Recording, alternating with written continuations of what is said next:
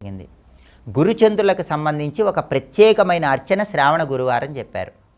ఆ అర్చన చేయటం ద్వారా జ్యోతిష శాస్త్రంలో ఉన్నటువంటి గజకేసరి యోగం వల్ల వచ్చే అద్భుతమైన ఫలితాలు కూడా అందిపుచ్చుకోవచ్చు. ఏకకాలంలో నవగ్రహాల్లో గురువు చంద్రుడు ఇద్దరిని ప్రసన్నం చేసుకోవటానికి శ్రావణ గురువారం విశేషంగా సహకరిస్తుంది.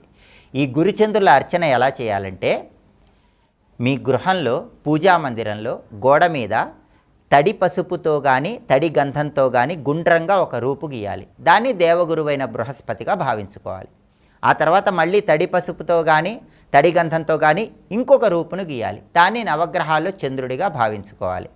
ఆ రెండు రూపాలకు పుష్పాలు వేసి అగరబత్తులు చూపించి, అక్కడ దీపం వెలిగించిన తర్వాత అగరబత్తులు చూపించి ధూపం వేసి తీపి పదార్థం ఏదైనా నైవేద్యంగా సమర్పించాలి. పండ్లు నైవేద్యంగా సమర్పించాలి.